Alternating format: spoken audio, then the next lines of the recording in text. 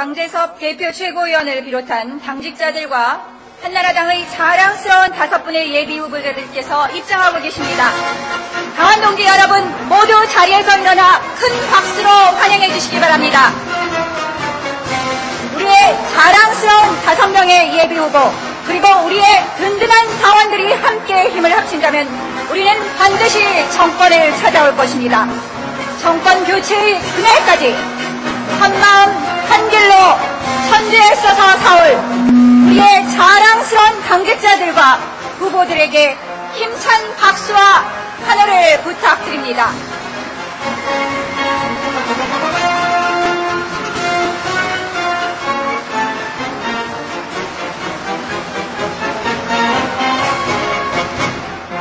강원동지 여러분, 강재섭 대표 최고위원과 김영호 원내대표, 한나라당의 믿음직한 대선 후보자들입니다. 강원동지 여러분, 다시 한번 큰 박수로 환영해 주시기 바랍니다.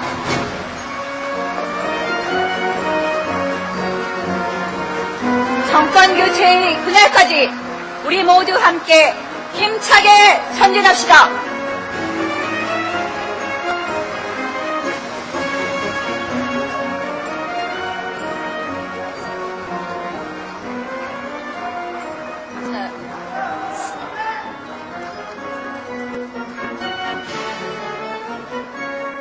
사진을 위한 포즈를 한번 취해 주십시오.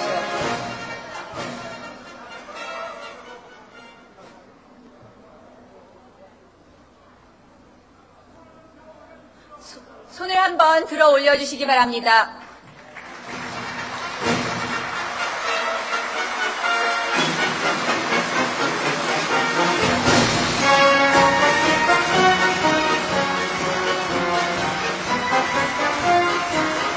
네, 수고하셨습니다. 자, 이제 모두 자리에 착석해 주시기 바랍니다.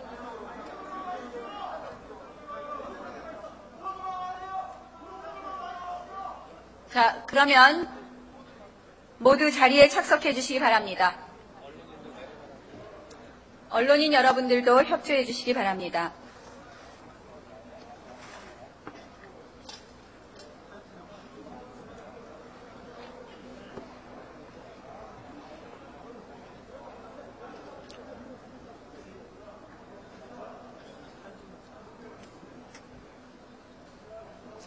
지금부터 2007 한나라당 정책 비전 대회를 시작하겠습니다.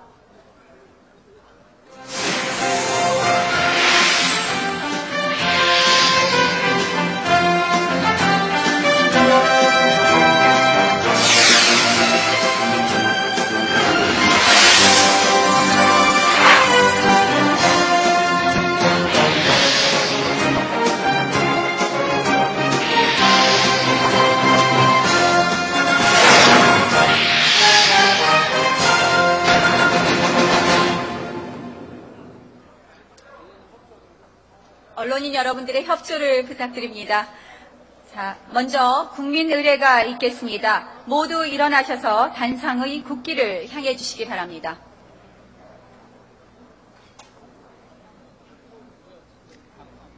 국기에 대하여 경례.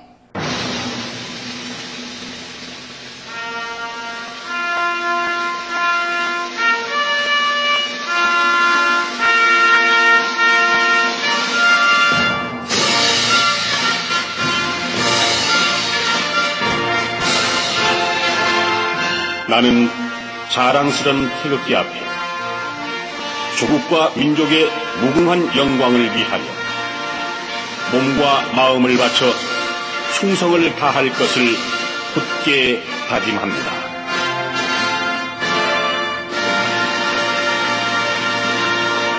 바로 다음은 애국가 제창이 있겠습니다. 간주에 맞춰 1절만 불러주시기 바랍니다.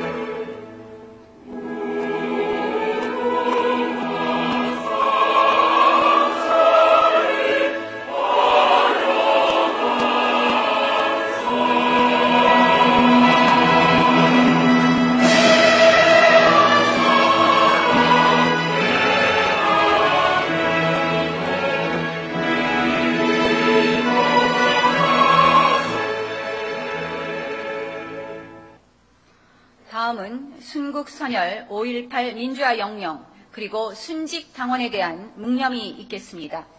일동 묵념.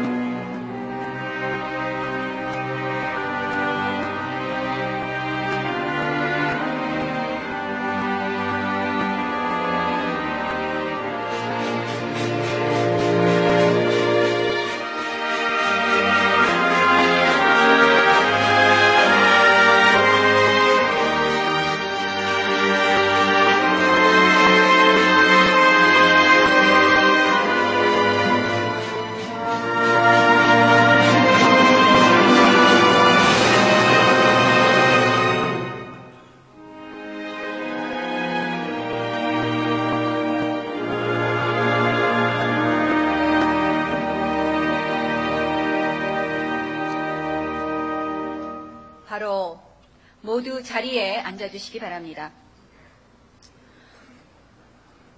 다음은 온몸을 던져서 구국의 정신으로 한나라당을 앞장서 이끌고 계시는 강제섭 대표 최고위원의 인사 말씀이 있겠습니다. 힘찬 박수로 맞이해 주시기 바랍니다.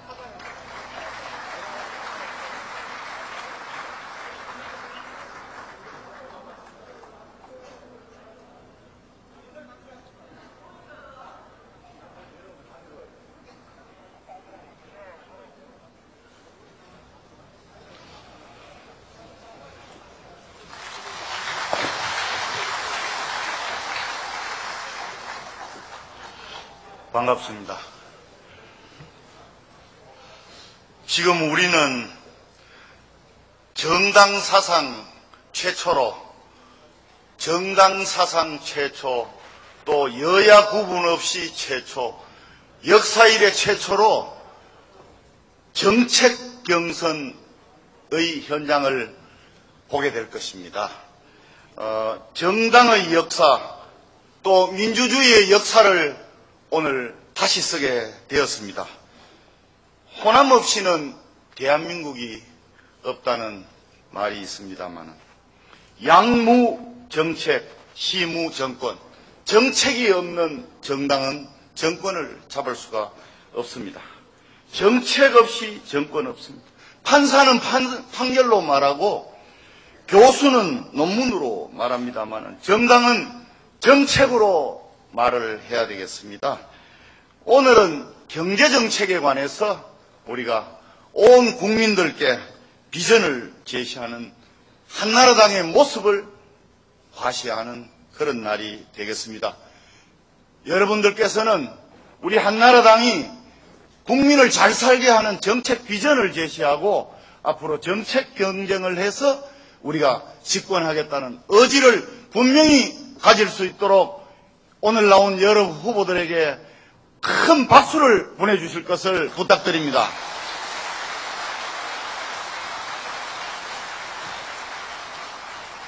오늘부로 우리 한나라당은 진정한 경선의 신호탄을 올리게 되었습니다. 본격적으로 시동을 하게 되었습니다. 이제 우리가 박관용 전 의장님을 위원장으로 하는 선거관리위원회를 출범시켰습니다.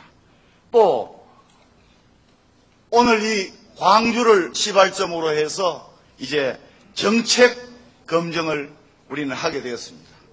또 우리는 안강민 전 검사장을 중심으로 해서 검증위원회를 국민검증위원회를 구성해서 건강한 우리 후보를 탄생시키는 데 최선을 다하도록 하겠습니다. 이러한 삼두마차를 통해서 이제 온 국민들께서는 안심하시고 우리 한나라당의 단합을 믿어주시는 그런 의미 있는 날이 바로 오늘이 되겠습니다, 여러분.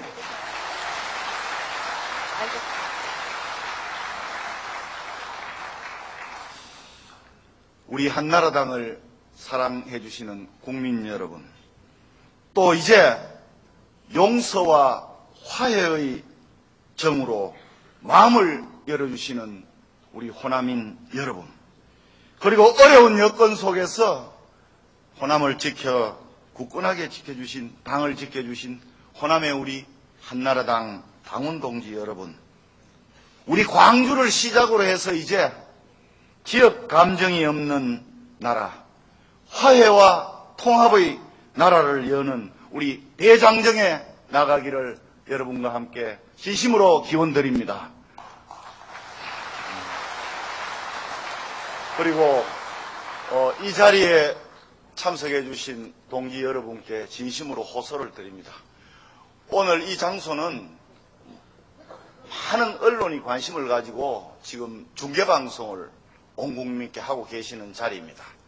우리가 격려를 해주고 서로 사랑하고 하는 의미의 박수를 치고 하는 건 좋겠습니다만은 나중에 토론회를 하고 할 때 무작정 좋아하는 후보는 박수 치고 또 경쟁 후보는 언짢은 얘기를 하고 이렇게 해서 TV를 보는 국민들이 짜증을 내지 않도록 여러분들이 모두 단합해서 그런 오늘 질서 있는 그런 하루가 되기를 진심으로 부탁드립니다. 감사합니다. 네. 고맙습니다. 강대섭 대표 최고위원께 다시 한번 뜨거운 격려의 박수 부탁드립니다. 이어서 우리 한나라당의 원내 사령탑이십니다. 김영호 원내대표님의 축사가 있겠습니다. 힘찬 박수 부탁드립니다.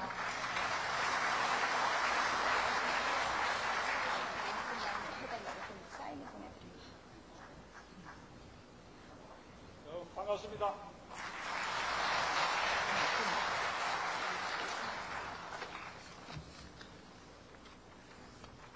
민주화의 상징인 이곳 광주에서 한나라당 정책 비전대회를 개최하게 된 것을 실로 뜻깊게 생각합니다. 대단히 감개무량합니다.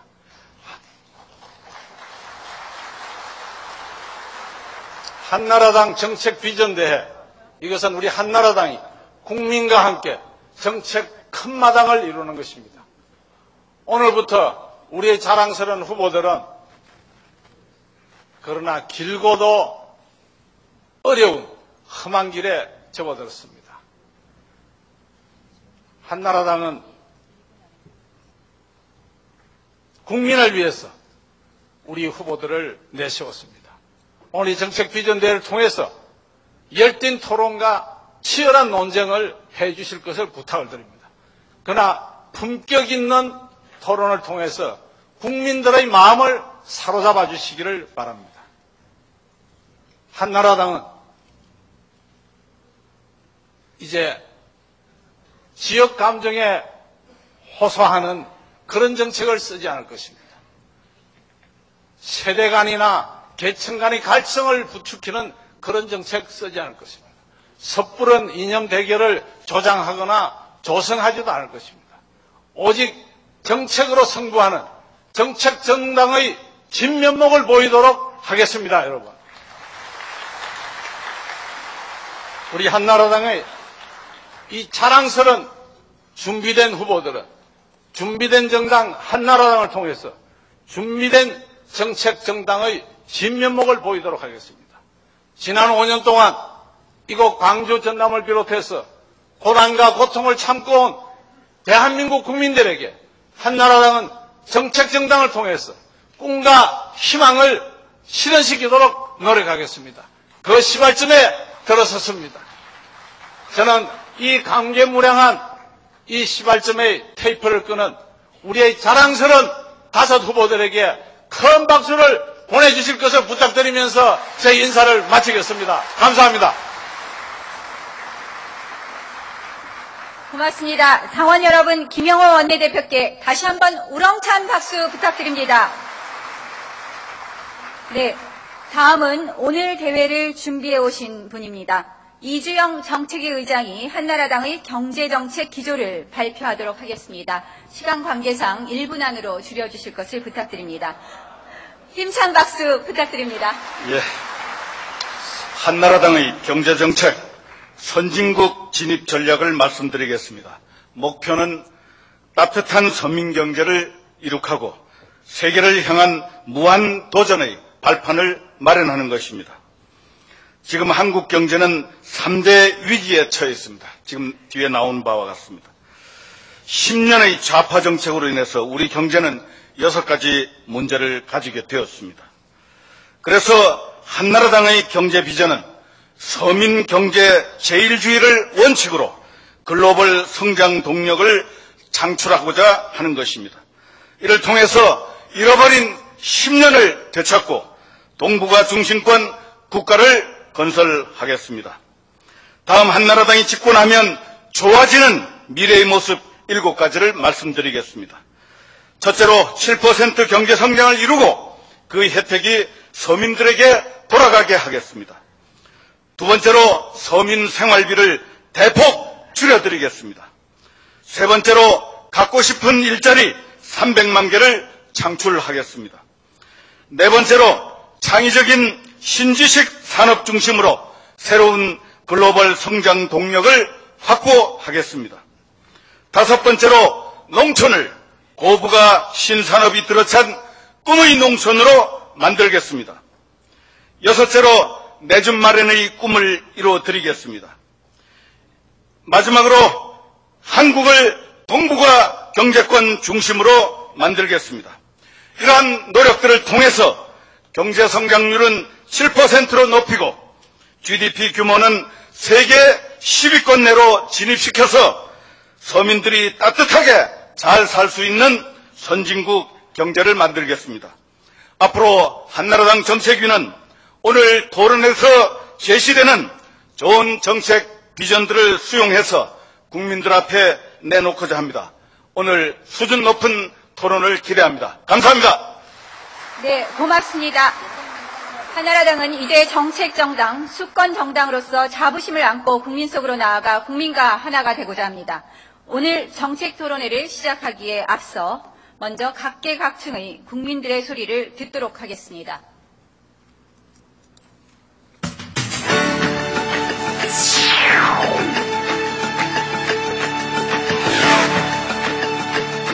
한국에서 한 5년 동안 살았는데요. 대통령 선거를 보는 거 처음이죠. 투표권도 없는 이방인이지만 대선 과정을 지켜보는 그 자체가 흥미로운 생각이 듭니다.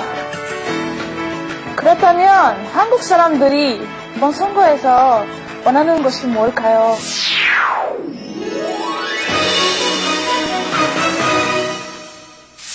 아주 안 좋아요. 너무너무 장사가 안 돼요.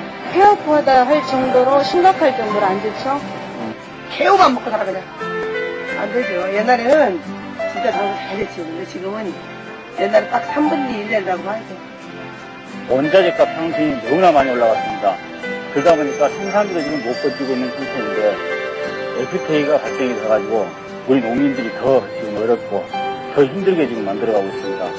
가장 어렵습니다. 최악입니다. 옛날 IMF도 제가 이렇게까지 안보대 끼고 제가 했었는데 실질적으로 9, 7년 또 IMF 때보다 더 안 좋습니다. 주위에서 보면 일자리가 없어서 취업을 해야 할지 진학을 해야 할지 걱정이 됩니다. 요즘 뭐 경기가 너무 안 좋으니까 일도 별로 없고 밥 먹고 살기가 너무 힘듭니다. 좀 정부에서 좀 대책을 좀 찾아줬으면 좋겠습니다.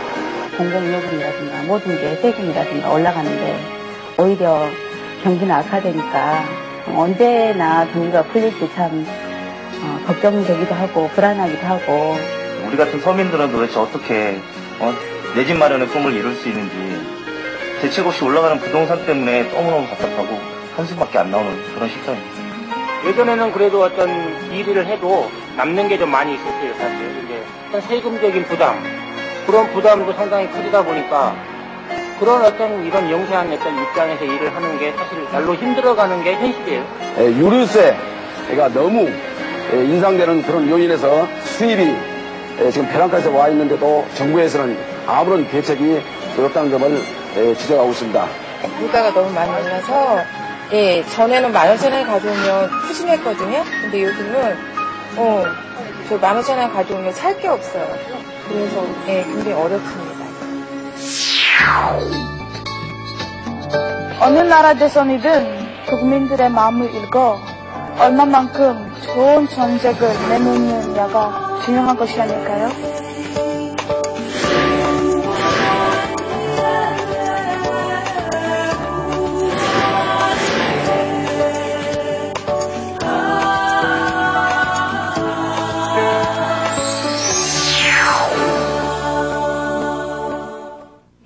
잘 보셨습니까? 예, 우리 한나라당과 후보자들은 힘을 합쳐 국민들의 호소에 응답하도록 최선을 다할 것을 약속드립니다. 그럼 이제 토론회를 시작하기에 앞서서 자랑스러운 우리 5분의 후보를 소개하는 영상물을 함께 보시겠습니다. 먼저 홍준표 후보입니다. 이제는 홍이다.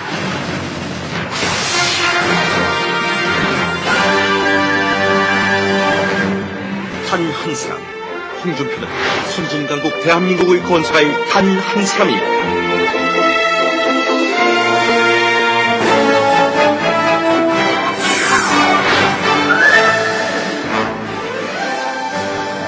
이미 시작된 2007년 대선, 반드시 이루어야 할 정권 교체.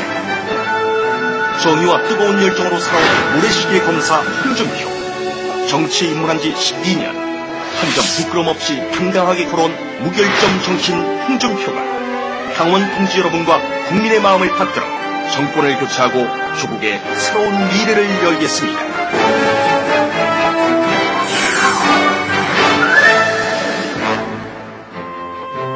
국민 앞에 당당한 정치를 펼쳐온 홍준표, 서민들의 가슴을 시원하게 열어주었습니다. 홍준표 법이라고 불리는 국적법 제외동포법. 홍준표로부터 시작돼 한나라당의 당론으로 채택된 아파트 환갑 공급 등 서민들에게 꿈과 희망을 주는 예집 핫이 정책. 홍준표는 아래로 서민의 삶 속으로 들어가 약자와 없는 자를 돕는 서민 대통령이 되겠습니다.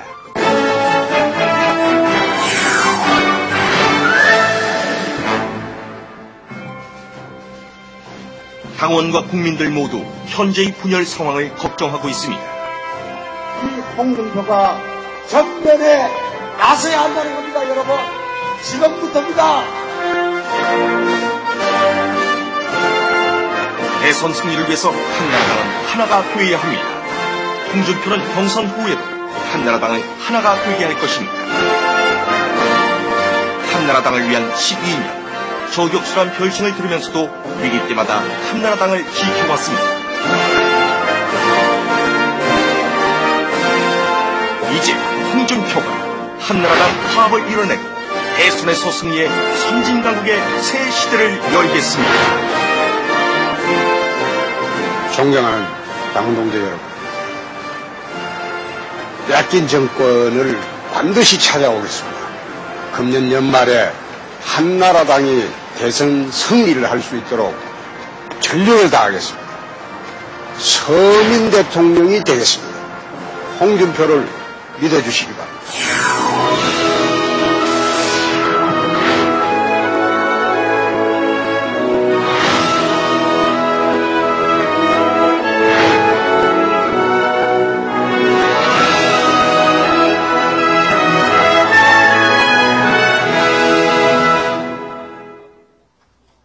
여러분 잘 보셨습니까? 네, 다음은 고진아 후보입니다. 고진아 후보 영상물 준비되셨습니까? 네, 잠시 기다리시죠. 정부에서의 박살, 그리고 그 이후에 이제 전국적으로 이 군부 정권에 대한 안정성을 계속해서 도덕성을 문제 제기하는 민주 세력들이 일어나니까 그 세력을 진압하기 위해서 엄청난 폭력을 행사합니다. 한 번 더 느껴보자. 가벼운 불밭 위로 나를 걷게 해주세. 봄과 새들의 소리 듣고 싶소. 울도 웃고 싶소. 내 마음을 만져줘. 나도 행복의 나라로 갈 테야.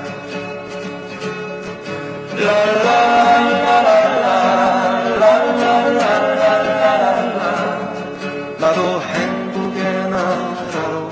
대당으로 낙인이 찍혀서 젊은이들로부터 버림받고 있을 때 많은 천막을 가서 치고서 17대 총선에서 우리가 변해야 된다고 주장했던 사람입니다. 당이 맨 처음에는 제가 글로 가니까 뭐라 그러냐면 당대표분께서 차라리 당을 나가서 해라 이렇게 얘기를 해요.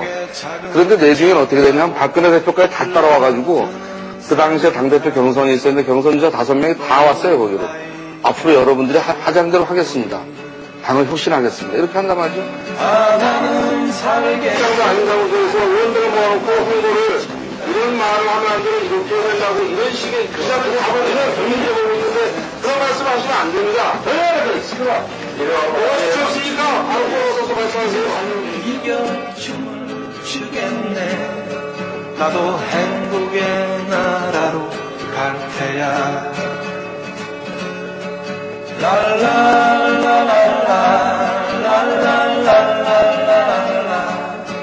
나도 행복의 그래서 경북 문화를 판다고 이것이 떨어져 있는 우리 문화를 연결하는 동맹이 될 수 있겠습니까? 대중문화의 핵심을 여러분 아시겠지만 분단의 장벽을 넘는 것이 아니라 바로 평택항을 통해서 중국으로 간다는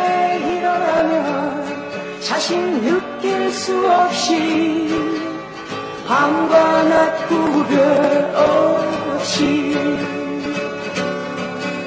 저는 대한민국이 세계에서 평화가 가장 큰 나라, 평화 강국을 만들고 싶습니다. 그리고 정말 아름다움이 힘인 나라, 대한민국 문화 대국을 만들고 싶습니다. 그리고 우리 후손들과 더불어서 더 나은 미래를 함께 나눌 수 있는 행복국가를 만들고 싶습니다. 다들 행복의 나라로 갑시다. 네, 잘 보셨습니까? 네, 이번 순서는 이명박 후보입니다.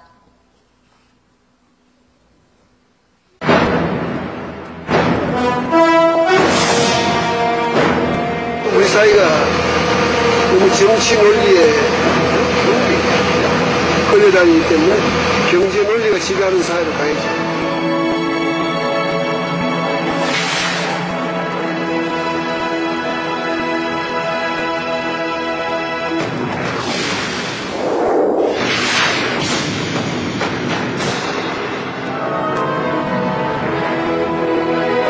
그는 꿈을 꾼다.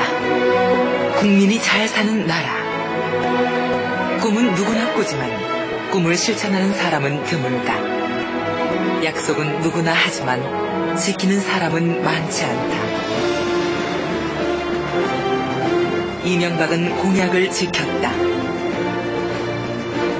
꿈이 있는 사람에게 불가능은 없다.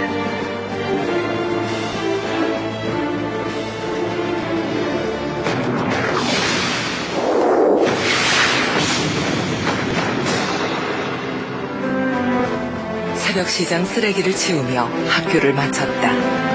중소기업의 말단 사원에서 현대그룹 회장까지 무에서 유를 창조하는 일. 혁신하고 혁신하고 혁신하는 것이 기업가 정신이다. 대한민국의 성장통을 끌어안고 이명박은 이제 국민들에게 따스한 손길을 내민다.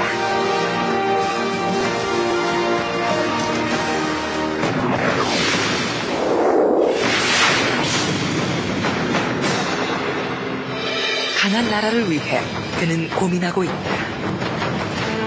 대한민국이라는 브랜드가 앞으로 100년 이상 먹고 살 것은 무엇인가? 지도자가 나라를 바꾼다. 리더십이 경제를 살린다. 이명박은 최고 권력자가 아닌 최고 경영자가 되고자 한다.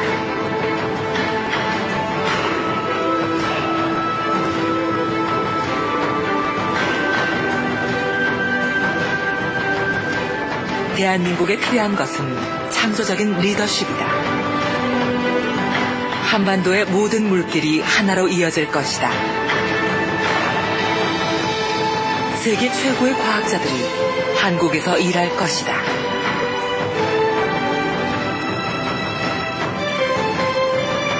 상상해보라.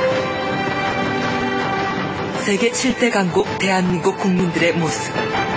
경제 하나는 확실히 살려놓겠습니다. 우리는 믿는다. 이명박은 할 수 있다.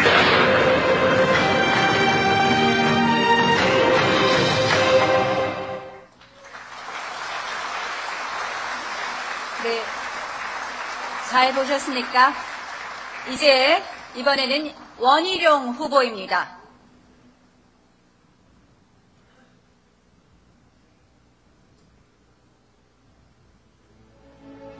아버지의 리어 카바키에 부러져버린 5살 아이의 발가락.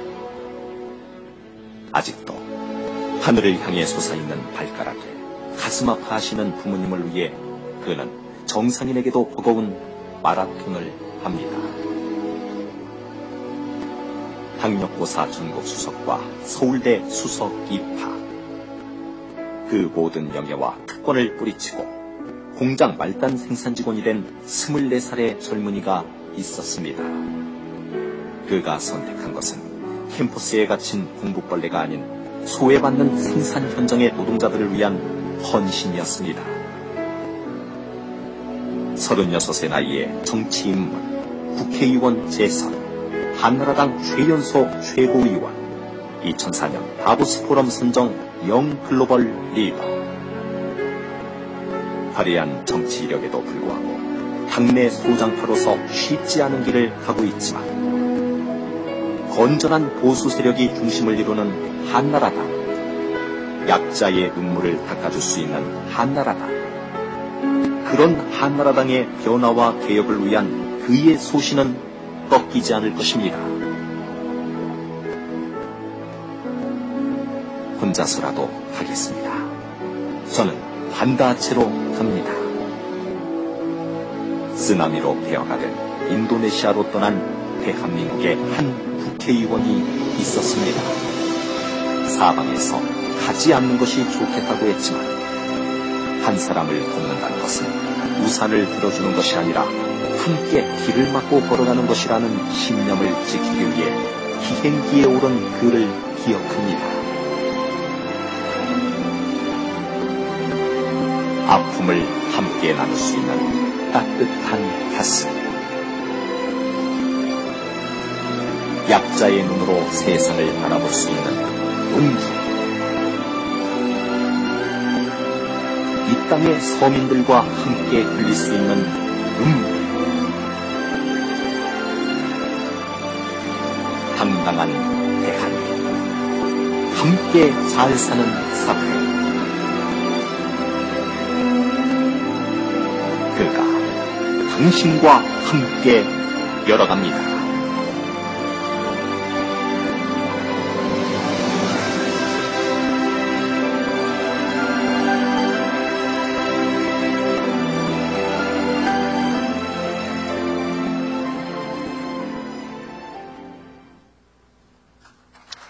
네. 잘 보셨죠? 이제 마지막입니다. 박근혜 후보입니다. 마지막으로 한나라당과 저에게 기회를 한 번만 더 주시기를 간곡히 부탁드립니다. 누구를 위한 호소였을까? 국민들은 우리 한나라당에게 마지막 기회를 주었던 것은 아닐까? 50석도 어렵다는 최악의 상황에서 한나라당을 떠맡은 박 대표는 추인적인 강행군을 벌이며 한나라당을 다시 세웠습니다. 천막 당사에서 진두지휘한 17대 총선에서 예상을 뛰어넘은 121석을 얻는 성공을 거둔 데 이어 이후 치러진 각종 재보선과 지방선거를 모두 압승으로 이끌면서 박 대표는 이후 여당의 당의장이 9번이나 교체된 2년 3개월 동안 야당 대표직을 수행하며 한나라당을 회생시키는 지도력을 보여줬습니다.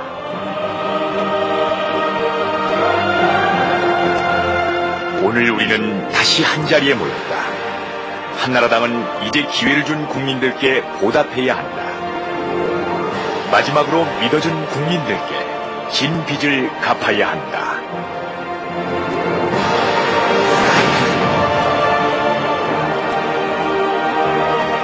바꿔야 산다. 정권을 바꾸고 나라를 바로 세워야 한다. 흐트러진 나라의 근본을 바로 잡으면 경제도 미래도 다시 살아난다. 국가 지도자의 경제 마인드 또한 산업화 시대에서 정보화 시대의 경제로 바꿔야 산다. 세계의 돈과 사람이 모여드는 나라. 투자하고 싶고 일하고 싶고 살고 싶은 나라. 집값 걱정, 노후 걱정, 일자리 걱정. 이 모든 근심 걱정이 사라지고 희망과 기쁨이 넘치는 나라. 길은 많아도 선진국으로 가는 길은 많지 않다. 준비되고 훈련된 박근혜. 우리의 위상을 높일 글로벌 리더 박근혜. 그는 알고 있다. 어느 길이 대한민국을 선진국으로 이끄는 바른 길인지를. 대한민국 5년 안의 선진국. 한나라당은 할 수 있다. 박근혜는 할 수 있다.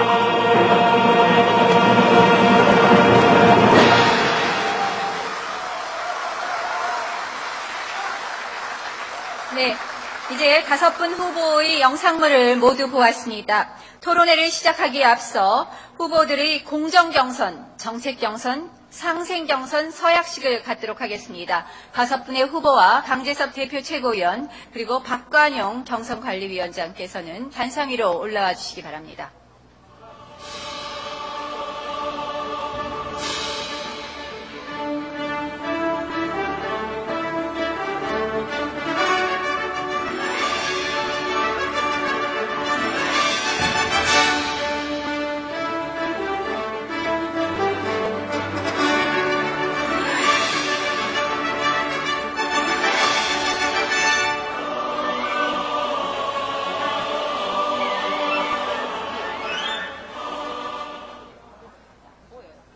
사진들이 찍을 수가 없어요. 옆으로 쓰죠.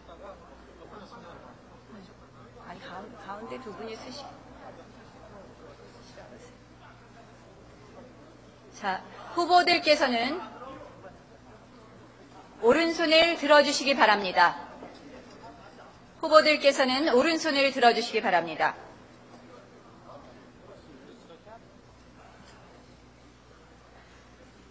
본인은 한나라당 대통령 후보 선거 출마 예정자로서 대한민국의 미래와 국민을 위해 헌신하고 정권 교체의 역사적 사명을 다하기 위해 최선을 다할 것이며 정정당당하게 경쟁하고 결과에 깨끗이 승복할 것을 다짐하면서 다음과 같이 서약한다.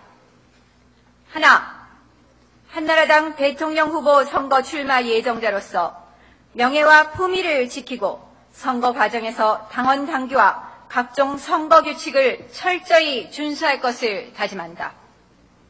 하나, 상대 후보자의 명예를 존중하고 예의를 지키며 근거 없는 음해나 비방은 지양하고 공정한 경쟁을 통하여 국민에게 희망을 줄 수 있도록 열과 성을 다한다. 하나, 본인은 선거 결과에 깨끗이 승복하고 선출된 후보자를 중심으로 정권 교체를 이룰 수 있도록 적극 협력할 것을 다짐한다. 자, 이제 손을 내려주십시오. 모두 힘찬 박수로 후보들이 공정경제 서약을 격려해 주시기 바랍니다. 사진을 찍게 해주세요.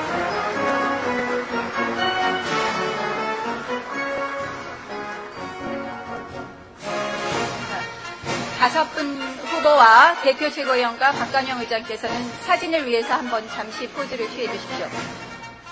박관영 위원장님께서 가운데로 서주십시오. 대표 최고위원과 박관영 위원장님 가운데로.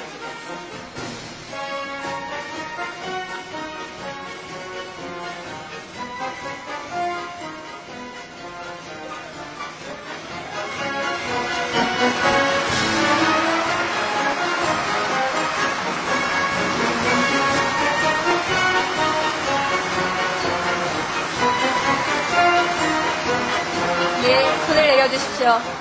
자,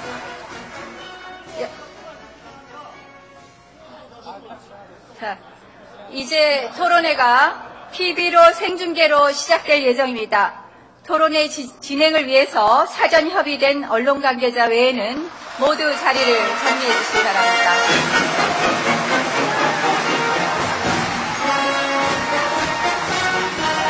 네, 고맙습니다.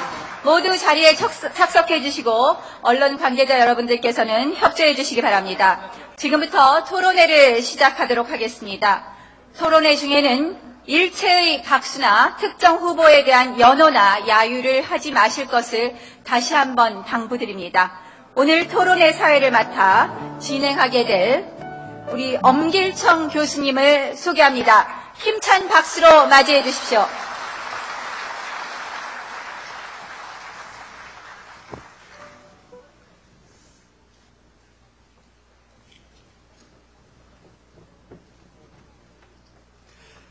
국민 여러분 안녕하십니까. 오늘 2007 한나라당 정책비전대회 경제분야 예비후보 토론회 사회를 맡은 엄길청입니다. 오늘 토론회는 한나라당 17대 대통령 예비후보들의 경제정책의 비전을 듣는 자리입니다. 오늘 이 자리는 우리 국민들이 소망하는 우리 경제를 어떻게 살려서 선진한국을 만들 것인가라는 문제를 놓고 유서 깊고 역사적인 광주에서 첫 토론회를 간다는 점에서 뜻이 있다고 하겠습니다. 자, 오늘 좌석 배치와 토론 순서는 사전 추첨으로 정해졌음을 말씀드리면서 지금부터 5분을 한 분씩 소개해 드리겠습니다. 공정하고 진지한 토론의 진행을 위해 마음속으로 성원해 주시고 박수와 함성은 자제해 주시기 바랍니다. 먼저 박근혜 후보를 소개합니다.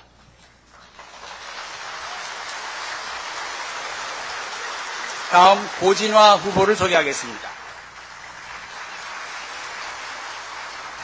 다음 홍준표 후보를 소개합니다. 다음 원희룡 후보를 소개하겠습니다.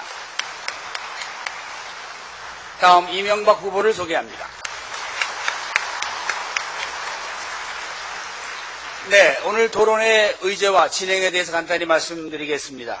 오늘 주제는 경제 문제에 한정되어 있습니다. 먼저 후보들의 기조 발제를 듣고 토론이 이어집니다. 제가 먼저 한 분의 한 문항씩 질문을 드리고 이어서 오늘의 하이라이트가 되는 각 후보들 간의 상호 직접 토론이 15분씩 75분간 진행되겠습니다. 이어서 국민의 질문이 있습니다. 이 질문은 지난 5월 22일부터 일주일 동안 당 홈페이지에 올라온 여러분들의 의견 중에서 선정을 했습니다. 후보들께서는 10초 전부터 전멸등이 켜지는 점을 유의해 주시고 제한 시간이 다 되면 경고등이 켜지게 되고 5초가 초과되면 자동으로 마이크가 꺼지게 됩니다. 자, 오늘 토론회 중에 청중 여러분들의 많은 협조를 부탁드리겠습니다. 수준 높고 품격 있는 토론회를 위한 여러분들의 협력을 부탁드리면서 자, 그러면 지금부터 각 후보로부터 한국 경제 비전을 듣도록 하겠습니다. 시간은 6분입니다. 자, 그럼 먼저 홍준표 후보를 단상으로 모시겠습니다. 네. 네, 지금 후보 기조 발언 첫 번째 순서 홍준표 의원이 단상으로 나가고 계십니다.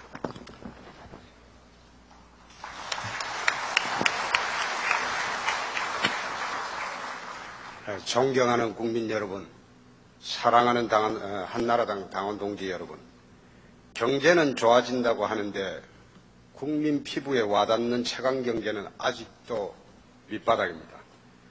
IMF 이전에는 6대4 구조로 두텁던 중산층이 이제 2대8 구조로 가는 사회 양극화가 심화되었습니다. 가진 자는 더 가지게 되고 사회적 약자는 더 어려워지는 한국 경제의 파행적 구조 때문에 경제가 좋아진다고 하는데도 우리의 체감지수는 더욱더 떨어지고 있습니다. IMF 이후에 한국 경제는 미국이 주도하는 신자유주의 물결의 영향으로 외형적 성장은 이루었으나 국민의 행복지수는 더 떨어지고 있습니다. OECD 국가 중 한국의 자살률이 1위라는 것이 그것을 증명합니다. 성장제일주의 좋습니다. 그러나 더불어 함께 살아가는 공동체를 만드는 것이 더 중요합니다. 그래서 오늘 저는 국민 여러분들에게 홍준표의 서민경제론을 주창하고자 합니다. 우리는 이미 세계 11대 경제 강국으로 우뚝 섰습니다. 우리는 이제 중진국을 넘어 선진국으로 가는 길목에 있습니다. 한국 사회는 이제 산업사회를 넘어 지식기반 사회로 가고 있습니다. 60년대 가발과 월남 특수, 70년대 섬유와 중동 특수, 80년대 중화학, 90년대 반도체가 우리 한국인을 먹여 살렸습니다. 이제 우리는 21세기 무항경쟁 시대에서 우리가 향후 20년간 무엇을 먹고 살아야 할지 성장 동력을 찾아야 합니다. 그것을 저는 70년대식의 개발이 아닌 국가 산업구조 재편에서 찾도록 할 것입니다. 그 다음 저는 우리 서민들의 소박한 꿈을 찾도록 할 것입니다. 우리 서민들의 소박한 꿈은 첫째가 내 집값 끼이고 둘째가 내 자식 잘되기입니다. 이 두 가지를 통해서 국가가 지향하는 궁극적인 목표인 나라 잘 살기가 이루어지는 겁니다. 먼저 성장동력 확보 문제를 말씀드리겠습니다. 국가 산업구조 재편을 통한 성장동력 확보를 위해서는 제일 먼저 해야 할 일이 소위 재벌의 지배구조 개선입니다. 최근 모 재벌 총수의 폭력사건 행태에서도 명백히 나타났듯이 지분율이 3, 4%도 되지도 않는 재벌 총수가 상호출자를 통해서 수십 개의 기업군을 거느리고 황제격 경영을 하는 이런 세태는 이제 지양이 되어야 합니다. 그래서 저는 재벌 경영의 투명성이 확보될 때까지 출자종액 제한제와 검삼법은 유지되어야 하고 재벌의 상속세 탈세를 막아 불법적인 부의 대물림을 없애도록 하겠습니다. 중소기업 중심으로 산업구조를 재편해서 대한민국을 스위스와 같은 강소국으로 만들도록 하겠습니다. 둘째, 무파업의 나라를 만들겠습니다. 현대자동차의 경우 20년간 19번 파업을 했습니다. 하청기업과 국민들만 힘들었습니다. 사회 대타협을 통해 유럽 변방에서 20년 만에 세계 1류 국가로 도약한 아일랜드를 모델로 하여 한국을 무파업의 나라로 만들어 국가 경쟁력을 향상시키겠습니다. 셋째, 서민들의 꿈인 내집값기 정책을 최우선적으로 하겠습니다. 이미 실현 단계에 와 있는 반값 아파트 정책에 이어 성인 1인 1주택제, 토지 소유 상한제를 통하여 이 땅의 부동산 광풍을 잠재우고 부동산에 몰려드는 여유자금을 산업자금으로 가게 하여 경제 대도약을 이루겠습니다. 넷째, 경부 대운하를 대체하는 화물 고속도로망을 구축하겠습니다. 환경대재앙을 가져오는 경부 대운하보다 경부 고속도로를 복층하여 1층은 화물 전용, 2층은 성용 전용으로 바꾸어 물류 비용을 획기적으로 줄이도록 하겠습니다. 다섯째, TCR, TSR망을 구축하여 한국을 동북아의 물류 중심 기지로 만들겠습니다. 러시아, 중국, 일본, 북한과 협의하여 북한 철도를 현대화시키고 현재 45일가량 걸리는 유럽 수송기간을 15일로 단축함으로써 한국을 동북아 물류 중심 기지로 만들겠습니다. 존경하는 국민 여러분, 사랑하는 한나라당 당원 동지 여러분, 경제는 국가 지도자가 확고한 신념을 갖고 정책의 일관성을 유지해야 합니다. 그래야 경제가 발전하고 안정이 됩니다. 저는 국민들에게 무리한 성장지표 제시를 하지 않겠습니다. 환상적인 국민소득 수준 지표 제시도 하지 않겠습니다. 박정희 시대 경제는 김학렬 남덕우라는 경제 전문가가 있었고 전두환 시대에도 김재익이라는 걸출한 경제 전문가가 있었습니다. 영국 구행을 지휘한 토니 블레이어 영국 총리 밑에는 10년간 재무장관을 한 고든 브라운이 있었기에 지금의 영국이 유럽의 금융허브로 될 수 있었습니다. 제가 만일 국가 경영자가 된다면 경제 부분만큼은 검증된 경제 전문가를 내세워 제 임기 내내 정책의 일관성을 갖고 서민 경제를 활성화시켜 인생을 살리고 부자나라 부자국민 꼭 만들도록 하겠습니다. 국민 여러분, 당원 동지 여러분, 오늘 토론 잘 지켜봐 주시기 바랍니다. 감사합니다. 네, 홍준표 후보의 6분간에 걸친 기조 발언이었습니다. 다음은 원희룡 후보가 역시 6분간 기조 발언을 하겠습니다.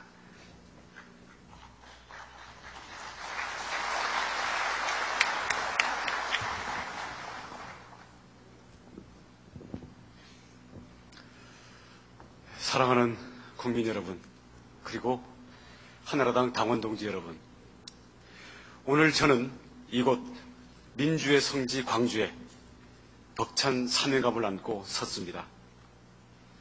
저는 자랑스러운 대한민국의 역사와 국민 앞에 약속합니다.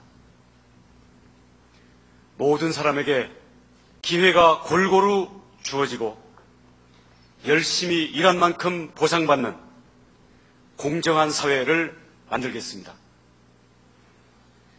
약자를 배려하고 서민이 잘 살 수 있는 따뜻한 사회. 세계의 미래를 이끄는 당당한 대한민국을 만들겠습니다.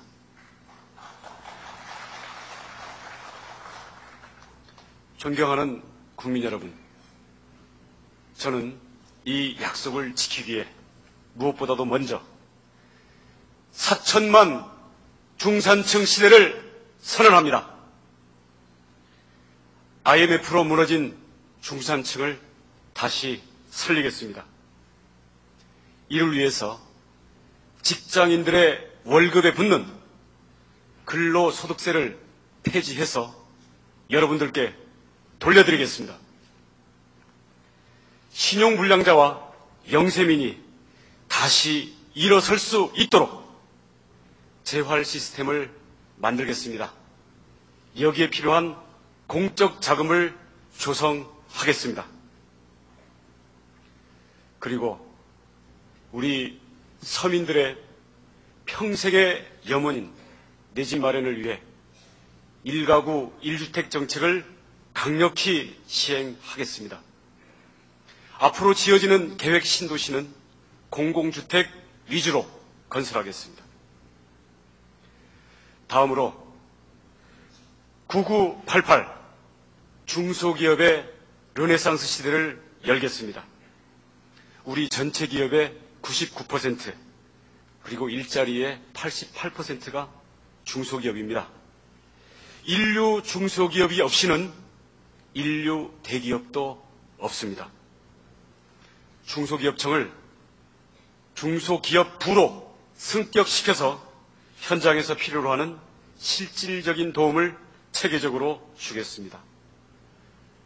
지금 부족한 대기업과 중소기업 간의 상생 프로그램을 더욱 강화하겠습니다. 종이 호랑이에 불과한 대기업의 불공정 행위의 시정제도를 고쳐서 공정거래위의 전속 고발권을 폐지하겠습니다. 그리고 이제 대한민국은 초인류 지식정보국가로 도약해야 합니다. 미래산업인 로봇, 정보통신, 대체에너지, 바이오, 신소재, 그리고 뇌정보산업 등을 새로운 성장 동력으로 집중 육성하겠습니다. 아울러 지식서비스 산업에 대한 시장을 개방하고 각종 규제를 개혁해서 경쟁력을 대폭 강화하겠습니다. 문화 콘텐츠 산업도 더욱 투자를 늘리겠습니다. 어려움에 처해 있는 제조업과 농수산업 등 전통산업에 대해서는 지식정보화를 통해서 산업 고도화를 이루겠습니다. 이제 본격적인 8천만 한민족 글로벌 경제 시대를 열어 나가겠습니다. 이를 위해서 세계의 주요 거점에 글로벌 인재 지원센터를 설립하겠습니다. 이 센터를 통해 한국인의 해외 투자와 글로벌 인재의 육성과 진출을 집중적으로 지원하겠습니다. 아울러 전 세계에 흩어져 있는 700만 해외 동포들의 경제활동을 내국인 수준으로 보장하고 우수한 동포 두뇌들을 적극 유치하겠습니다.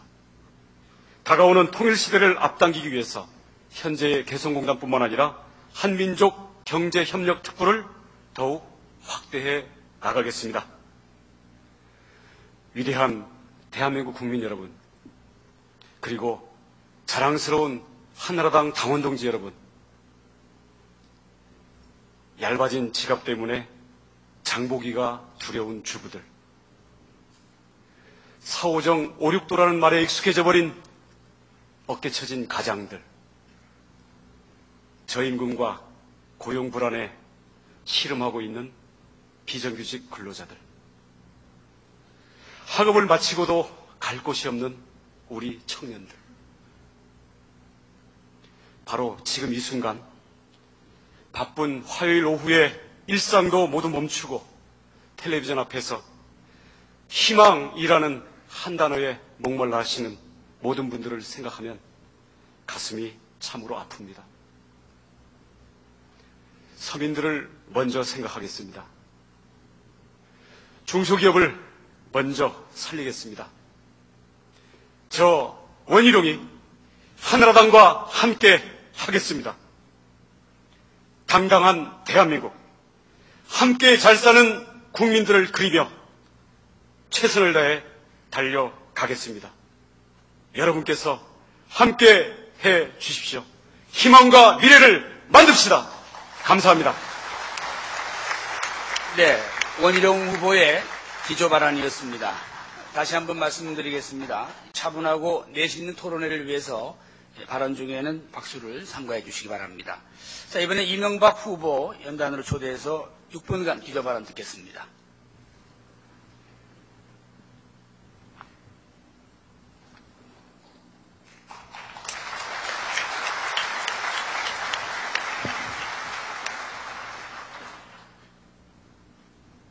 존경하는 국민 여러분, 사랑하는 당원 동지 여러분, 존경하는 광주 시민 여러분, 저는 오늘 잘 사는 국민, 따뜻한 사회, 강한 국가를 만들기 위해서 이 자리에 섰습니다.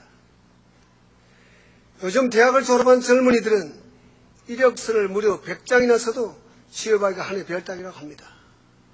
40대도 마찬가지입니다.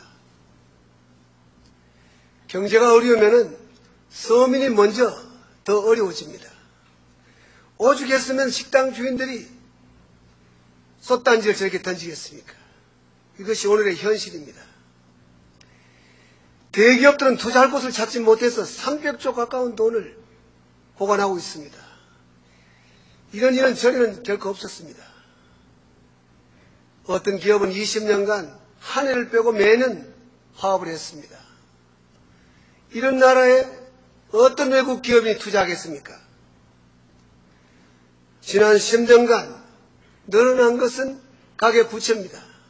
줄어든 것은 경제의 성장률입니다. 이제 경제는 성장 동력을 잃고 말았습니다. 일본은 달아나고 중국은 바짝 쫓아오고 있습니다. 어느 기업인은 이대로 가면 4년에서 6년 사이에 대혼란이 온다고 걱정했습니다. 저도 생각을 같이 하고 있습니다. 이제 지난 10년간의 흐름을 확 바꿔놔야 합니다. 이대로는 결코 더 갈 수가 없습니다. 기업 환경을 획기적으로 개선해야 합니다. 규제도 완화하고 세금도 줄이고 노사도 화합해야 합니다. 그러면 투자가 늘고 일자리가 생기게 되는 것입니다. 두바이 지도자 세이크 모하메드는 창조적 리더십 하나로 아무것도 없는 사막을 황금의 땅으로 만들어 놨습니다. 인도의 칼람 대통령은 과학기술 경쟁을 도입해서 세계 소프트웨어 중심국이 되어가고 있습니다. 곧 중국을 위협하게 될 것입니다. 프랑스는 기업가 대통령 사르코치를 대통령으로 선택했습니다. 그런 성장이 있어야 분배가 있고 더 열심히 해서 더 잘 살자고 하고 있습니다. 세계 지도자들은 이렇게 국민을 위해서 열심히 하고 있습니다. 그들은 실행에 옮기고 있습니다. 새로운 도약의 기폭제가 필요합니다. 그래서 저는 한반도 대우나 국제과학 비즈니스 도시를 제안하고 있습니다. 한반도 대우나는 물류를 위한 것이 아닙니다. 국융성의 길입니다. 환경이 살아나고 지역이 살아나고 경제가 살아납니다. 국민소득 3만 불이 되면 대한민국 국민의 생활과 레이저는 물로 가까이 가게 되어 있습니다. 문화 양편에 문화의 벨트가 생기고 관광의 벨트가 생기고 첨단 산업의 벨트가 생길 것입니다. 미래를 상상해 보십시오. 이것은 단지 물리를 위한 하나의 목적이 아닙니다. 수십만 개의 일자리가 앞으로 생기는 첨단 미래 산업입니다. 자원이 없는 대한민국은 사람이 바로 자원입니다고 할 수 있습니다. 그래서 과학기술이 우리의 오로지 살 길입니다. 스위스의 선, 독일의 GSI, 일본의 축구바보다 훨씬 앞서는 과학 국제도시를 만들어내겠습니다. 여기에서 만들어지는 원천 기술은 산업이 연결되면 수천만 배의 부가가치를 생산하게 될 것입니다. 존경하는 국민 여러분, 사랑하는 동지동 여러분, 7% 성장, 4만 불 소득, 국내 7대, 세계 7대 강국, 이거 어렵습니까? 할 수 있습니다. 꿈이 없으면 실천도 없습니다. 역사는 꿈을 갖고 그 꿈을 실천에 옮긴 사람들에 의해서 이루어져 왔습니다. 저는 할 수 있습니다. 국민과 함께 이루어내겠습니다. 잘 사는 국민, 따뜻한 사회, 강한 나라, 이것이 제 목표이자 우리의 목표라고 할 수가 있습니다. 이를 위해서는 무엇보다도 경제가 먼저 살아야 합니다. 제가 경제 하나는 확실히 살려놓겠습니다. 제가 하겠습니다. 감사합니다. 네. 이명박 후보의 기조 발언이었습니다. 여러분 후보 발언 중에 좀 더 진지하고 어떤 성실한 자세로 경청해 주시면 고맙겠습니다. 자, 이번에는 고진아 후보를 연단으로 초대해서 6분간의 기조 발언을 듣겠습니다. 고진아 후보 지금 연단으로 향하고 있습니다.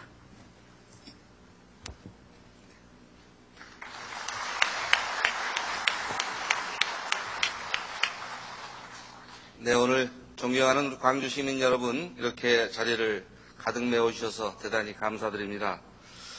당신의 아들 고진아가 이 자리에 왔습니다. 저의 마음의 고향, 이 광주에 여러분과 함께하고 있습니다. 아시아 문화 중심 도시 광주에 왔습니다. 대한민국의 문화 수도, 당당한 광주에 왔습니다. 지난 5월 17일 마침내 남북 화해와 평화의 대장정이 시작됐습니다. 5.18 광주 민주화 정신은 아시아의 민주화 인권을 넘어서 한반도의 평화와 동아시아의 미래를 위한 시대 정신으로 부활하고 있습니다. 제가 당의 경선에 참여하겠다고 하니까 일부의 의원들, 아직도 철진한 지역주의 색깔론을 가지고 저를 공격하는 사람이 있었습니다. 평화와 개혁을 얘기하니까 심지어 열린우리당의 이중대인이 하면서 당을 떠나라, 이런 강요를 받기도 했습니다. 역사의 고비고비마다 시대정신을 밝혀온 광주 시민 여러분, 여러분이 고진아를 지켜주십시오. 극단적 대결주의, 지역주의 줄세우기 사당화, 봉건영주의 기득권 옹호 정치, 한지붕 세가족의 개파 정치, 저는 혁파하겠습니다. 변화와 혁신의 기치를 높이 들고서 우리 한나라당을 평화적 국민정당으로 기필코 바꾸어 내겠습니다. 대선을 앞두고 너도 나도 경제를 살려야 한다, 이렇게 외치고 있습니다. 그런데 우리나라 경제 순위는 세계 11위입니다. 어디까지도 올라갈 수 있을까요? 그런데 우리의 행복지수는 세계 102등입니다. 우리 국민들 과연 행복하겠습니까? 747 경제도 좋고 300만 일자리도 좋습니다. 그러나 이제 숫자 노름의 시대는 지났습니다. 사회적 양극화로 서민의 고통은 점점 늘어나고 있습니다. 천박한 개발지상주의에 우리의 미래를 맡길 수는 없습니다. 정치를 잘해야 경제가 살아납니다. 부패와 정경유착이 특권이 없어져야 경제가 바로 섭니다. 여기 유능한 CEO를 자랑하는 후보도 계십니다. 기업을 무대로 어려운 경제를 살리십시오. 유능한 당대표를 자랑하는 분도 계십니다. 당을 무대로 해서 자기 꿈을 펼치십시오. 시장을 꿈꾸셨던 분은 서울시를 책임져 주십시오. 대한민국 국가 경영은 저 고진아가 책임지겠습니다. 저 고진아의 행복국가 경영 비전을 중심으로 하나가 돼서 내가 행복한 나라, 위대한 대한민국의 꿈을 반드시 실현하겠습니다. 저 고진아는 무분별한 개발 평양적인 낡은 G7 모델을 대신하여서 생명이 중심이 되는 행복 선진국 H7 경제를 약속드립니다. 4만 불의 국민 소득보다 더 값진 4천만의 행복을 가져다 드리겠습니다. 진화하면 행복합니다. 행복하면 진화합니다. 국민 여러분, 새로운 시대에는 평화가 곧 경제인 것입니다. 냉전적 사고에 사로잡힌 빈곤한 상상력은 더 이상 설 곳이 없습니다. 평화철도, 유라시아 실크로드 하나면 충분합니다. 한반도 내에서 왜 땅을 파서 물길을 내고 뚫린 철길을 놔두고 왜 멀리 바다를 돌아가는 일부 대선 후보들의 사탕발림에 우리 온 나라가 법석을 떨어야 됩니까? 저 고진하는 유라시아 실크로드를 만들고 생명의 평화경제 구상인 팍스코리아나 구상을 추진하겠습니다. 남북 경협을 통해서 한반도 차원으로 경협을 확대하고 남북 공동 번영을 이루겠습니다. 국토를 파헤치지 말고 생명을 파괴하지 않도록 자원 순환형 선진 경제를 만들어 나갑시다. 태양열, 조력, 풍력 발전소 건설을 통해서 신재생 에너지를 통해서 경제 성장의 새로운 원동력을 만들어야 합니다. 생명의 가치를 지키고 평화를 주도하겠습니다. 경부 운하나 열차 페리는 오늘 토론회에서 이제 잊어버립시다. 그 대신 팍스코리아를 통해서 글로벌 리더 우리 대한민국 저 고진아와 함께 통일도 이루고 평화도 이루고 대한민국이 동아시아의 선진 경제를 이끌어 갑시다. 그런데 큰일 났습니다. 최근 유엔 보고서에서 심각한 환경 파괴로 지구의 운명을 결정할 시간이 8년 남았다 이런 보고가 있습니다. 경제 성장이 7% 아니 10%가 된들 또 국민소득이 4만 불, 8만 불이 된들 우리 아이들의 미래가 없다면 무슨 가치가 있겠습니까? 저는 정중히 이명박, 박근혜 두 후보에게 생명 파괴의 분단 구상인 경부 운하와 열차 페리 계획을 우리 당원들의 요청으로 중단할 것을 정말 간곡히 요청합니다. 이 요청이 받아들이지 않는다면 저는 앞으로 정당, 정파, 종교, 사상 이념을 초월해서 생명과 평화의 국민연대를 만들어서 1천만 국민의 서명운동으로 저의 뜻을 관철시켜 나가겠습니다. 국민 여러분, 힘을 모아 주십시오. 이제 우리에게는 한 번의 기회밖에 없습니다. 저 고진하는 민주화 세력의 대표주자로 이 자리에 섰습니다. 보수와 개혁의 힘을 함께 모을 수 있는 유일한 후보입니다.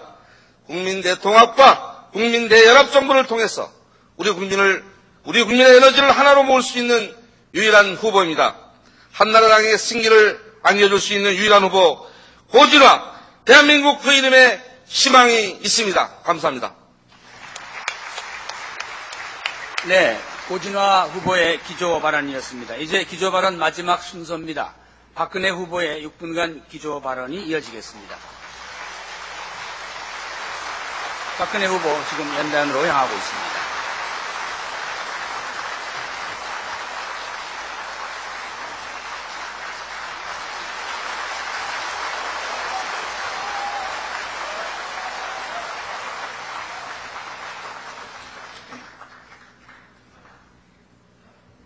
존경하는 국민 여러분, 호남의 당원 동지 여러분, 정권 창출의 대장정을 이곳 광주에서 시작하게 된 것을 매우 뜻깊게 생각합니다.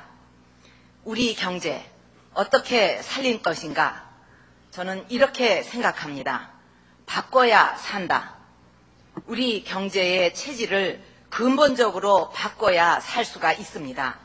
그러려면 무능하고 무책임한 정권부터 바꿔야 합니다.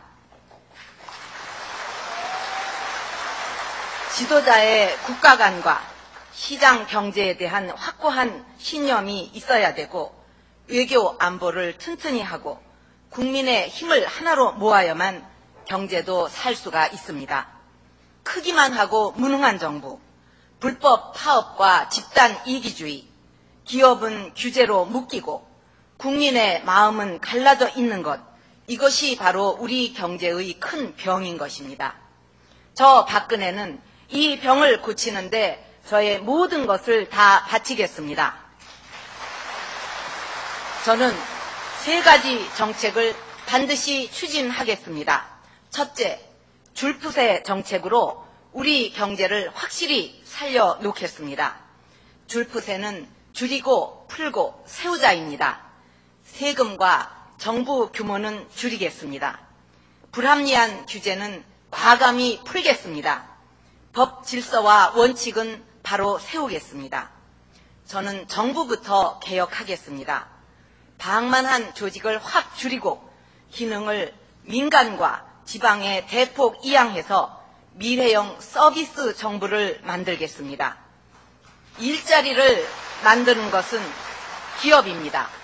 기업의 의욕을 북돋우고 기업의 자유를 최대한 확대해서 기업이 신나게 신바람나게 투자하고 일자리를 만들 수 있도록 하겠습니다. 중소기업과 자영업에 대해서는 특단의 대책을 마련하겠습니다. 저는 산업단지 회생 프로젝트로 중소기업의 경쟁력을 올리고 100만 개의 새로운 일자리를 만들겠습니다. 그리고 지방 경제가 자립할 수 있도록 전폭 지원하겠습니다.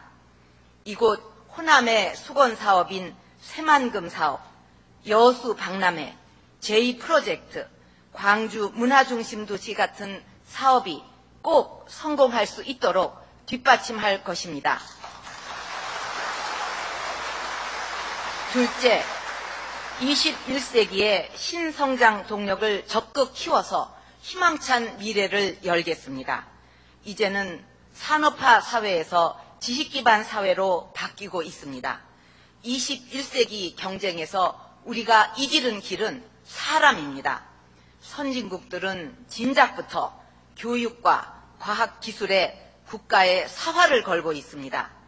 저는 교육과 과학기술을 혁명적으로 업그레이드 시키는데 바로 착수할 것입니다. 이것은 전자공학도 출신인 저의 오랜 구상입니다. 그리고 미래의 성장 동력은 많은 돈을 쓰기보다는 적은 돈을 들여서 큰 효과를 볼 수 있는 방향으로 가야 합니다. 저는 시베리아 횡단 철도와 열차 페리를 우리 미래의 성장 동력으로 키우겠습니다.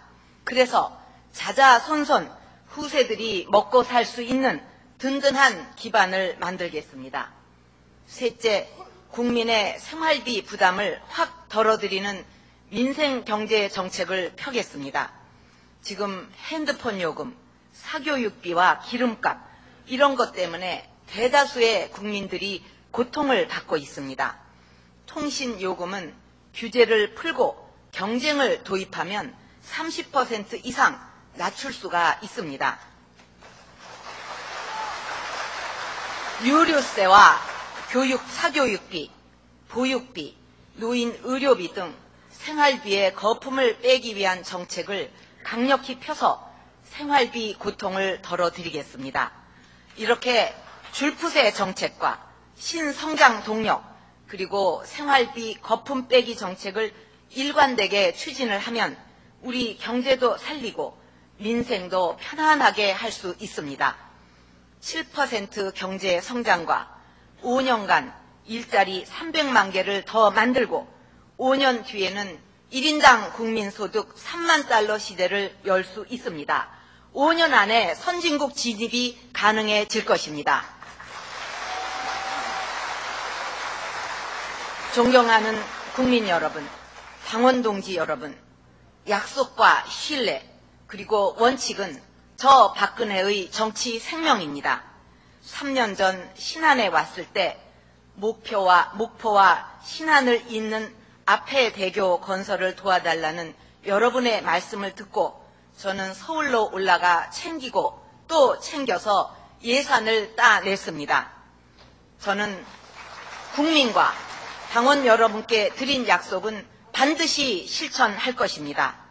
국민의 화합 속에 대한민국을 5년 안에 선진국으로 반드시 만들어내겠습니다. 감사합니다. 네. 지금까지 예비후보 5분의 기조 발언을 들어보셨습니다. 우리는 지금 정책 토론의 새로운 실험대 위에 서 있습니다. 여러분들의 협력 속에 좋은 성과가 있길 바랍니다. 조용히 경청해 주시고 다시 한번 부탁의 말씀을 드립니다. 자, 그러면 지금부터 토론에 들어가도록 하겠습니다. 먼저 사회자인 제가 각 후보들에게 한 질문씩 던지겠습니다. 원희룡 후보께 묻겠습니다. 네, 우리 원 후보께서는 조금 전에 특별히 중소기업과 서민에게 깊은 관심을 보여주셨습니다. 역대 정권치고 중소기업 또는 서민을 위하지 않은 정부가 없습니다만 현장의 반응은 늘 말뿐이다, 그런 얘기가 많습니다. 지금 구상하고 계시는 정말 이 중소기업을 살릴 수 있는 비책이 있으신지 한번 듣고 싶습니다. 예, 중소기업을 살리려면 우선은 하나는 환경을 조성해 주는 게 있고요. 하나는 중소기업의 실력 자체를 키우는, 이런 두 가지 방향으로 가야 됩니다. 그래서 환경 면에서 보면요, 지금 대기업과 중소기업 간의 단가 후려치기라든지 이런 불공정 거래 관행이 아직도 근본적으로 고쳐지지 않고 있습니다. 이에 대해서는 고발할 수 있는 권리가 공정거래위만 독점을 하고 있는데 이게 1년에 3건도 되지가 않습니다. 이런 점을 풀어서 억울한 중소기업의 불공정 행위에 대해서는 종이호랑이가 아니라 효과가 있는 그러한 시정조치가 이루어져야 되겠습니다. 그리고 실력을 키우는 이런 정책들을 위해서 지금 대기업과 중소기업의 상생 프로그램이 있습니다. 여러 가지 메뉴들이 좋은데요. 문제는 이벤트 또는 말뿐이라는 게 있는 거죠. 그래서 그 내용을 키우기 위해서 이런 것을 국가적 차원에서 본격적으로 추진할 필요가 있다고 생각합니다. 예를 들어서 대기업과 중소기업 간의 공동 연구 개발, 다음 해외 공동 시장 개척, 그리고 중소기업에 가면 그 종업원들이 자기를 교육받을 기회가 없습니다. 이런 공동의 교육 연수를 대기업과 함께 하고, 중소기업이나 자영업자들은 대기업들이 해외 인류의 컨설팅을 받는 것에 비해서는 컨설팅을 못 받죠. 우리는 우리의 이 조기퇴직자들이라든지 우리의 많은 이런 인력의 우수성을 활용해서 중소기업과 자영업에 대한 전문 컨설팅 등을 국가적으로 지원할 수 있다고 생각합니다. 이런 모든 일들이 중소기업청에서 총괄을 하고 있는데요. 결국은 대기업과 각종의 산업 자체를 대변할 수밖에 없는 산자부의 산하에 있다 보니까 결국 중소기업청에서 내놓은 좋은 정책도 사장되는 경우가 많습니다. 그래서 중소기업청을 중소기업부로 승격시켜서 이것을 국가적 차원에서 체계적으로 지원하면 현재와 다른 환경을 만들 수 있다고 봅니다. 알겠습니다. 자, 이번엔 이명박 후보께 질문을 드리겠습니다. 국민소득 2만 달러가 되는데 만 달러에서 보통 한 5년에서 8년쯤 걸렸습니다만 우리는 11년이 넘어서야 이제 겨우 목전에 왔습니다. 이런 현실에서 후보께서는 이제 2만 불을 넘어서 10년 내에 4만 불을 만들어 보겠다, 이런 의욕을 밝히고 계시는데 구체적으로 어떤 리더십을 통해서 가능하겠습니까? 네, 그렇습니다. 지금 대한민국은 경제적 위기뿐만 아니라 사회적 위기도 맞이하고 있습니다. 근데 결국은 제일 큰 피해자는 서민이라고 할 수가 있습니다. 이 이유는 딱 하나입니다. 경제적 리더십을 제대로 발휘하지 못했다. 그래서 리더십에 문제가 있다, 이렇게 봅니다. 세계 잘 나가는 나라의 지도자를 보면은 꿈도 비전도 제시하지만은 그 꿈과 비전을 실제로 실천할 능력을 가진 지도자였습니다. 지나간 10년간 우리가 맞이한 지도자들은 정치를 잘하는 지도자였긴 하지만 경제적 마인드가 전혀 없었습니다.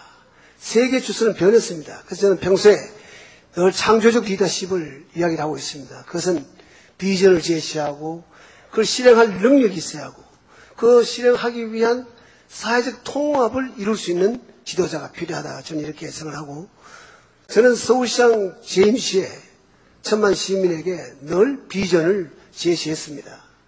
그 제시한 비전을 실천에 옮겼습니다. 그 실천할 수 있었다는 것은 많은 이해 당사자, 국민들, 시민들과 함께 이해를 하고 설득을 시키고 해서 신뢰를 얻었기 때문에 지도자와 국민의 신뢰만 생기면 어떤 일도 할 수 있다. 그런데 우리에게는 지금 그런 신뢰가 부족하다, 지도자에게. 그래서 저는 이러한 것들이 국정에도 원칙적으로 같은 것을 만들어낸다, 저는 생각을 합니다. 지금 대한민국이 말로만 해서 되는 것은 없습니다. 지금 대한민국은 정말 아닌 게 아니라 할 일이 많습니다. 또 대한민국은 지금 세계로 뻗어나가야 합니다. 그렇기 때문에 경험 있고 유능한 글로벌 지도자가 필요하다. 그런 지도자만 있으면 우리는 목표를 달성할 수 있다는 것을 말씀드리고 싶습니다. 네, 고맙습니다. 자, 이번엔 고진아 후보에게 제가 묻겠습니다. 우리 고 후보께서는 한국 경제가 진화하면 평화와 생명이다, 그런 얘기를 하셨는데, 이런 그 평화 경제론, 이른바 박스코리아나에 막대한 그 예산이 소요될 수 있고, 또 실행 주체도 궁금해집니다. 좀 소상한 계획을 부탁드리겠습니다. 네, 저는 이제 우리 대한민국은 발상을 바꿔야 할 시기가 왔다. 이제까지 가졌던 사고 가지고는 세계 선진국이라고 얘기할 수 없는 그러한 시대로 간다, 이렇게 생각합니다. 생명을 파괴하고 또 분단을 전제로 해서 미래 전략을 짠다면 그것이 어떻게 미래 전략이 될 수 있겠습니까? 세계의 모든 정치 지도자들은 미래를 얘기하고 있습니다. 우리도 미래로 가야 합니다. 저는 제가 얘기한 생명의 평화 경제로는 평화도 이루고 번영도 이루자, 이런 구상입니다. 환경도 살리고 경제도 살리자, 이러한 구상입니다. 성장과 복지를 함께 만들자, 이러한 구상입니다. 이것이 바로 미래 구상입니다. 저는 이 평화 경제론을 하는데 돈이 많이 들지 않겠느냐, 이런 얘기를 합니다. 박스코리아나 구상을 위해서 실행 예산을 모두 정부 예산으로 할 수는 없습니다. 초기 단계에는 정부의 재정이 필요하겠습니다. 인프라를 만드는 과정에. 그러나 민간 자금이 들어올 수 있고 또 최근에 많이 논의되고 있습니다. IBRD나 ADB 개발 자금이나 선진국의 ODA 자금, 또 상업 차관, 내 외국인 직접 투자 등 여러 가지 각도의 자원 조달 계획이 형성될 수 있습니다. 이러한 국가 프로젝트를 성사시키기 위해서는 또 그것을 맡아서 역할을 할 수 있는 기구가 있어야 됩니다. 저는 수차례에 걸쳐서 국가전략기획청을 만들자, 이렇게 제안했습니다. 함부로 국토를 파헤치고 또 함부로 이 분단을 뛰어넘는 구상이 아니라 현재 있는 이 우물안 개구리 발상에서 모든 것을 바라보는 이러한 구상은 이제 낡은 구상이다. 저는 그렇게 생각합니다. 그러한 것을 과감히 혁신하려면 장기적으로 국가의 비전과 전략에 따른 실행 계획과 프로그램까지를 짤 수 있는 국가의 총괄 계획을 준비하고 집행할 수 있는 국가 전략기획청이 필요하다, 이렇게 생각합니다. 네, 고진아 후보 고맙습니다. 자, 이번엔 박근혜 후보에게 제가 묻겠습니다. 후보께서는 영국을 경쟁과 개방으로 이끈 대처전 수상, 또 지금 독일을 시장경제로 이끌고 있는 메르켈을 예를 들면서 대처리즘을 자주 강조하셨습니다. 자, 이 대처리즘이 구체적으로 어떤 리더십으로 표현될 수 있는지 설명을 듣고 싶습니다. 대처 수상은 영국에서 병자 취급을 받고 있던 그 영국을 유럽에서 지금 가장 경쟁력 있는 나라로 만든 지도자입니다. 이 대처리즘의 핵심으로 말할 것 같으면 법질서, 그리고 시장 경제에 대한 확고한 그 대처 수상의 신념이었습니다. 그래서 영국의 최대 규모인 그 파업, 탄광 노조가 파업을 했을 때 확고한 원칙을 가지고 이것을 단호하게 대처를 해서 바로 잡았던 것, 이것이 대표적인 사례입니다. 지금 우리나라 실정이 그 당시의 영국과 아주 흡사합니다. 무능한 좌파 정권 때문에 지금 우리나라의 경제, 교육, 외교 안보, 법질서, 그 어느 분야 할 것 없이 성한 곳이 없습니다. 그래서 국민이 희망을 잃고 있습니다. 그래서 저는 바꿔야 산다, 이렇게 주장을 합니다. 저는 지금까지 정치를 해오면서 신뢰와 원칙을 저의 정치 생명같이 생각하고 정치를 해왔습니다. 신뢰와 원칙의 리더십을 가지고 또 결연한 그 용기를 가지고 저는 반드시 우리 경제를 살려내겠습니다. 줄푸세 운동을 제가 주장하고 있는데, 이 줄푸세 운동을 통해서 투자를 가로막고 있는 이런 모든 장애물, 이런 것을 제거해서 기업과 국민들이 신나게 일하고 투자할 수 있도록 만들 것입니다. 이 줄푸세 운동은 다시 말하면 한국판 대처리즘이라고 이렇게 말씀드릴 수도 있겠습니다. 추상 같은 원칙으로 법 질서와 시장 경제를 바로 세우겠습니다. 네, 고맙습니다. 네, 박근혜 후보의 답변이었습니다. 이제 사회자 질문 마지막 순서로 홍준표 후보에게 제가 묻겠습니다. 요즘 서민들의 고통은 한마디로 집값 압박이다 이렇게 볼 수 있습니다만은 지금 서민 경제론을 주창하시면서 무엇보다도 내 집 갔는데 소원을 풀어주겠다 지금 그런 말씀 아닙니까? 이 반값 그렇죠. 아파트 아이디어도 내셨다고 주장을 하셨는데 과연 정말 서민들의 이 꿈이 이루어질 수 있는 것인지 좀 구체적으로 듣고 싶습니다. 네, 우선 서민경제론의 요체를 한마디로 말씀드리면 가진 자의 것은 그대로 인정하자. 노무현 대통령처럼 가진 자의 것을 빼들지 말고 그대로 인정하자.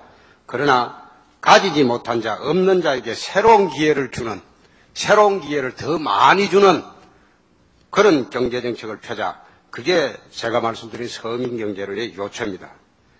지난 4월에 주택법에 이미 주택법 38조가 국회에서 통과되면서 반값 아파트가 명문화되었습니다.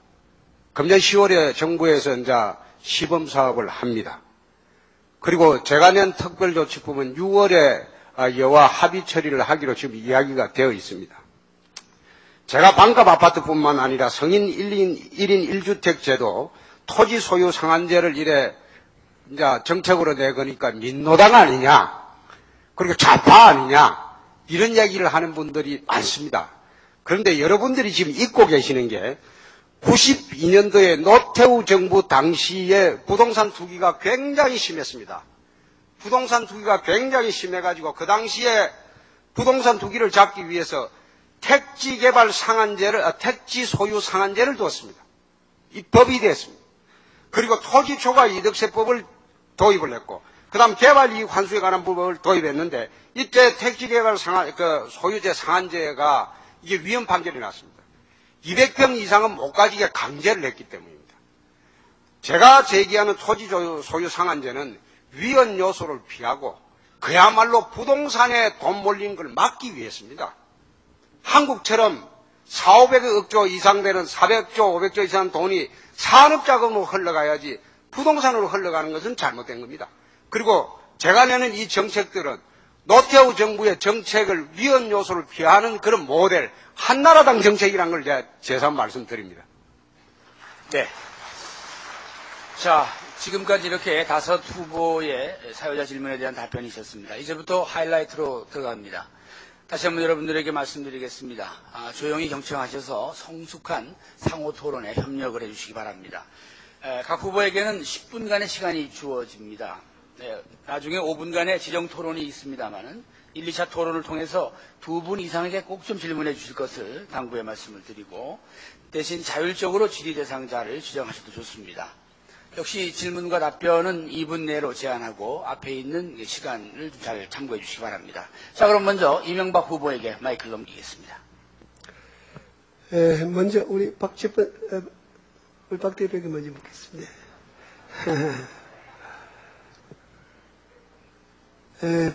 우리 박 전 대표께서 좋은 제안했습니다. 세금도 줄이고 규제도 풀자 하는 그 제안은 사실은 누구나 똑같은 생각을 갖고 있습니다.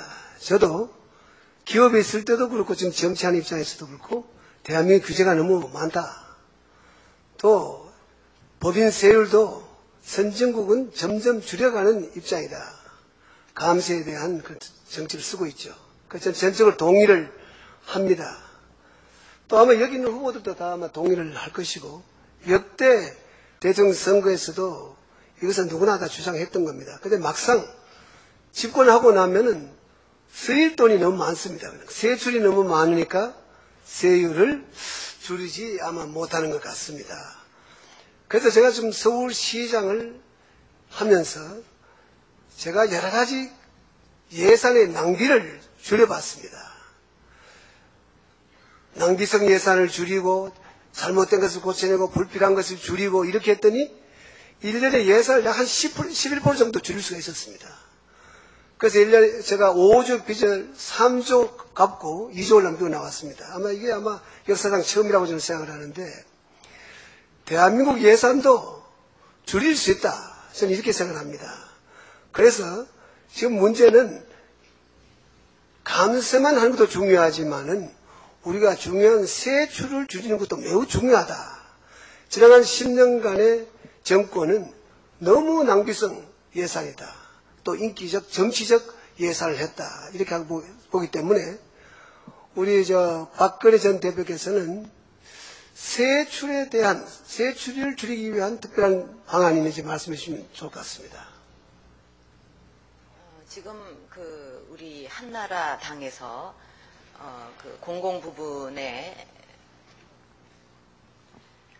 공공 부분에 얼마만한 낭비가 있었는가 하는 것을 작년에 발표한 것을 보니까 국민의 혈세가 지난 3년 동안 무려 52조나 낭비가 됐다는 발표가 있었습니다.